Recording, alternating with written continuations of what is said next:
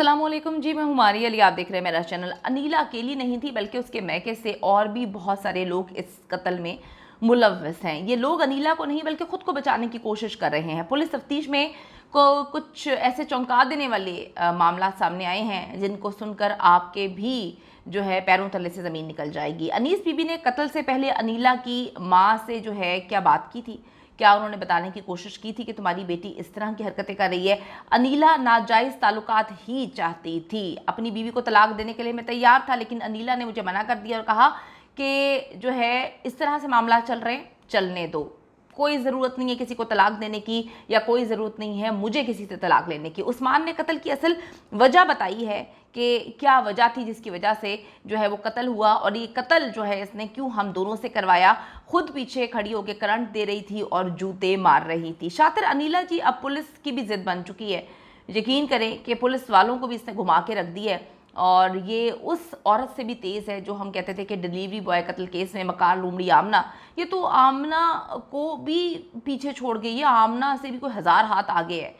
अब एसपी मुनज़्ज़ा जो है उनका कहना है कि अनीला जितनी मर्जी बहाने कर ले, जितनी मर्जी गेमें खेल ले, उससे तफ्तीश होनी बेहद ज़रूरी है, क्योंकि वो एक मेन कल्प्रिट है, उससे अभी तक तफ्तीश नहीं हुई है। अनीला ना सिर्फ जो है इस कत्ल में मुलव्वस है बल्कि वो बहुत अच्छे से जानती है कि इन दोनों आदमियों ने उसका नाम ले लिया, तो उसे तफ्तीश होनी बेहद ज़रूरी है। सिर्फ अनीला ही नहीं, उसके घर वाले भी उसमें मुलव्वस हैं। एसपी मुनज़्ज़ा करामत की जानिब से कहा गया है कि जो जो भी मुलव्वस है उससे भी तफ्तीश होगी, क्योंकि घर वाले जो हैं वो काफ़ी मिस्टीरियस लग रहे हैं। एसपी ने ये भी बताया कि अनीला जो है वो हरबे इस्तेमाल कर रही है डिले करने के। इसको पता है कि किस तरह से गेम्स खेलनी है, क्योंकि इनके वकील इनको बहुत सारी बातें बता रहे हैं, और ये डॉक्टर्स के थ्रू जो है वो एप्लीकेशंस वगैरह लिख कर कि तबीयत बड़ी ख़राब है, सीरियस हालत है, ऑपरेशन में स्टिचेस वगैरह सही नहीं लगे, इस तरह की गेम्स जो है वो इस्तेमाल कर रही है। लेकिन वो अपनी ज़मानत आपको बताती चलूँ कि वो करवा चुकी है, कि उसे मालूम है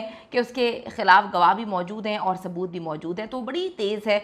वकील भी काफ़ी महंगा करवाया हुआ है और ज़मानत भी उसने करवा ली है। पुलिस तफ्तीश में ये साबित हो चुका है कि अनीला के ना सिर्फ नाजायज़ ताल्लुकात थे बल्कि कत्ल करने में भी एक तो ये मास्टर प्लानर है और इसने भी ये कत्ल किया है। तो मैं आपको ये भी बताती चलूँ कि जो उस्मान और हमज़ा हैं वो अपने बयान में पहले ही साफ साफ बता चुके हैं कि अगर अनीला ना होती तो अनीस भी जो है वो आजिंदा होती।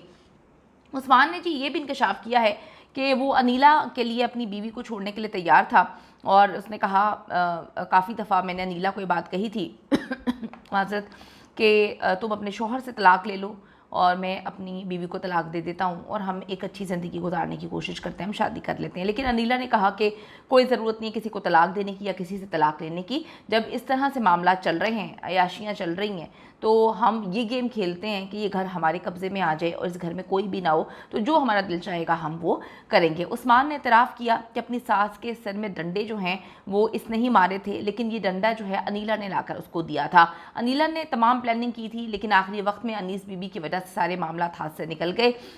वो कहते हैं कि वरना हमने कभी भी पकड़े नहीं जाना था, क्योंकि हमने घर में जो है कत्ल करना ही नहीं था। ये घर भी हमारा रहता, ये लोग मर भी जाते और अयाशी वाली ज़िंदगी भी हमारी रहती। इस वक्त उस्मान और हमज़ा को अंदाज़ा हो चुका है कि वो बुरी तरह से फंस चुके हैं। अनीला तो बाहर है, लेकिन ये दोनों अंदर जो है कैसे आशिक हैं, जो अंदर बैठ के अनीला का नाम ले रहे हैं, अनीला को भी पकड़ो, अनीला को भी पकड़ो। वो बच्चे नहीं करते थे कि मैंने होमवर्क नहीं किया, मैं तो फ़लाँ ने भी नहीं किया। तो ये इतने ज़लील लोग थे, इतने गंदे ताल्लुकात थे, और नाजायज़ ताल्लुकात तो फिर नाजायज़ ही होते हैं। आपके सगे थोड़ी बन सकते हैं, आपके अपने थोड़ी बन सकते हैं, कोई प्यार मोहब्बत वाला रिश्ता तो नहीं हो सकता ना।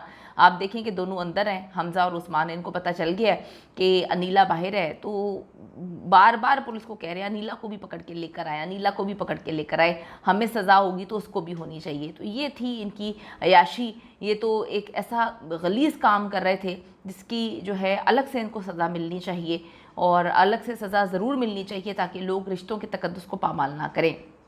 अब जी इन दोनों को तो लड़कों को पता चल चुका है, उस्मान और हमज़ा को, कि हम बुरी तरह से फंस चुके हैं और अनीला जो है वो आज़ाद है।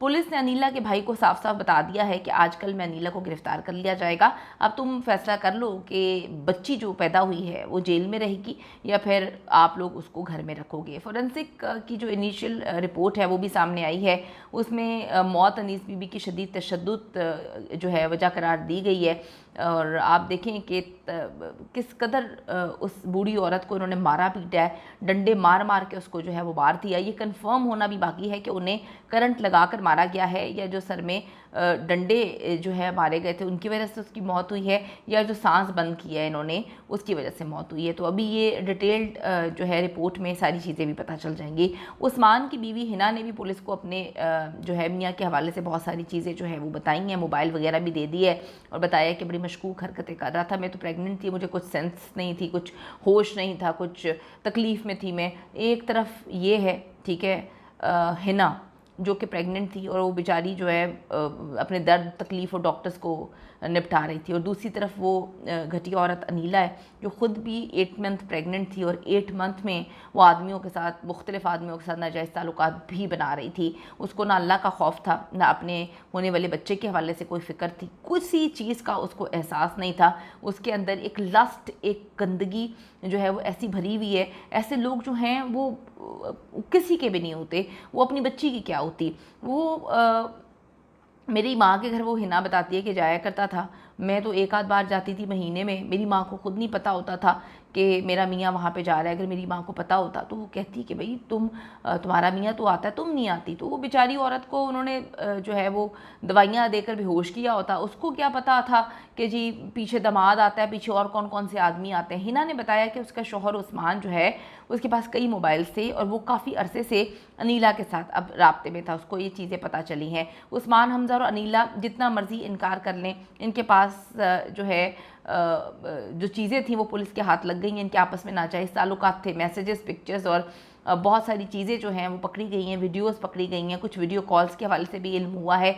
पुलिस तफ्तीश के मुताबिक अनीला अपनी सास के कत्ल के बाद भी उस्मान और हमजा को अपने घर पे बुलाती थी, मतलब उनके साथ ताल्लुकात में थी। और अनीला के पास भी एक खुफिया मोबाइल था, वो भी पुलिस ने जो है फोरेंसिक में भिजवा दिया है। अनीस बीबी के इल्म में बहुत सारी बातें आ चुकी थी, उन्होंने अनीला और उसकी माँ को जो है वो वार्निंग दे दी थी कि ये गलीज़ काम खामोशी से ख़त्म कर दो। अनीस बीबी की गलती सिर्फ़ और सिर्फ ये थी कि उन्होंने इस मामले को दबाकर अपने बेटे के और अपनी बेटी के घर को बचाने की कोशिश की। अगर ये दोनों औरतें प्रेग्नेंट ना होती, यानी उनकी बेटी प्रेग्नेंट ना होती और बहू प्रेग्नेंट ना होती, तो शायद वो इसको किसी और तरीके से हैंडल करते। आप लोग जो नीचे मैसेज कर रहे हैं कि इस तरह से नहीं हैंडल करना चाहिए था, देखिए जब आपके ऊपर, आप घर के बड़े होते हैं और जब आपके आंखों के सामने इतनी गलाजत हो और आपकी बेटी का घर हो, आपके बेटे का घर हो और वो दोनों औरतें प्रेग्नेंट हों, आप डेफिनेटली जो है वो कोशिश करेंगे कि इनको समझाएं। मैंने तो अपनी ज़िंदगी में पहली बार कोई औरत ऐसे देखी है जो 8 मंथ प्रेग्नेंट है और आदमियों के साथ नाजायज़ ताल्लुकात उस वक्त भी बना रही है। वो इतनी बेगैरत और इतनी बेशर्म औरत है, उसने कहाँ समझना था। अनीस बीबी की गलती ये कि उसने एक नागिन को समझाने की कोशिश की और आप देखें कि अनीस बीबी जान की बाजी जो है हार गई, उनको बेदर्दी से कत्ल किया गया है। हुकूमत वक्त से मुतालबा करते हैं कि इनको अलग तरीके से जो है वो सज़ाएँ होनी चाहिए, क्योंकि इन्होंने ना सिर्फ रिश्तों के तकद्दुस को पामाल की है बल्कि इतनी बेहयाई और बेगैरती की है जिसकी कोई मिसाल नहीं मिलती।